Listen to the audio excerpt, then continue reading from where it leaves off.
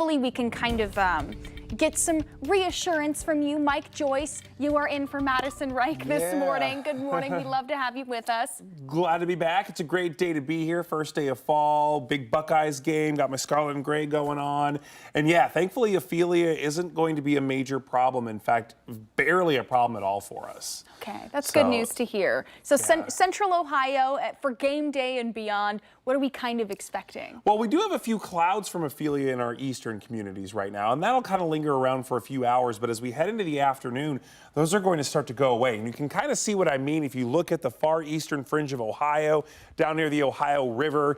That's where that cloud cover is. But as we go throughout the day, the storm will move inland. It's making landfall near Wilmington, North Carolina, the southern fringe of the Outer Banks as well right now. But here it'll be this afternoon, moving into Virginia near Norfolk and Virginia Beach, and then ejecting back out into the Atlantic Ocean over the Delmarva Peninsula and just outside our nation's capital tomorrow afternoon. And thankfully, it's getting pushed out by high pressure that's sitting over Alabama and Tennessee right now. That's the same high pressure that's affecting our weather and giving us all the sunshine and keeping this cloud deck in far eastern Ohio.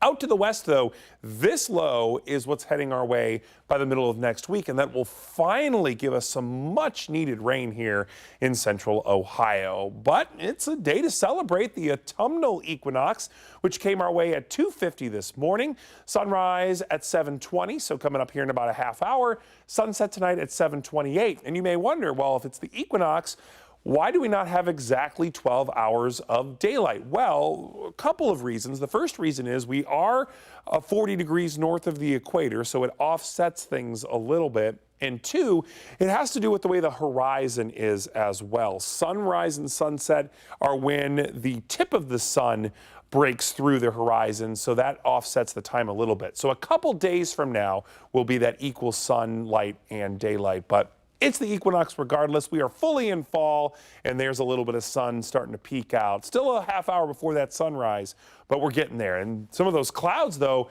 in the eastern background, this camera's facing east, those are the outer edge of Ophelia right there. So kind of cool to see. 52 downtown right now with a very light breeze. We're not going to feel much, if any, effects from Ophelia at all other than those eastern clouds. 48 in Marysville right now, London at 46, downtown at 52. And across Franklin County, the cool spot, New Albany at 49, Grove City warm at 54, Worthington 50, Powell 52, Hilliard at 53 degrees. And as we go throughout the morning and early afternoon, we warm up quickly. Those eastern clouds start to move out. Here is lunchtime, low 70s for us. And then we peak in the mid to even upper 70s in a couple spots during the middle of the afternoon. And then in the evening, just in time for the big game here in central Ohio, mid to upper 60s. So comfortable outdoor temperatures going down into the 50s overnight. And the game not home for us this year, but out in South Bend, Indiana, the temperature will be very similar. 75 and sunny for tailgaters. Kickoff temperature at 71, halftime 65, and then hopefully the Buckeyes bringing home a win, 61 degrees in the late evening and overnight hours. This high pressure, though, is going to push the storm Ophelia off to the ocean again.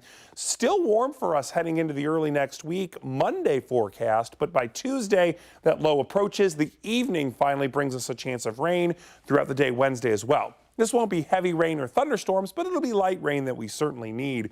And then once we head into Thursday morning, we dry out and set ourselves up for a nice and even warmer weekend as we wrap up September. So the last days of September look like this, mid-70s, some sunshine until we get a little bit cooler with those showers midweek. But then once we dry out after that, we warm right back up again. The first day of October is next Sunday, and we're going to be close to 80 degrees.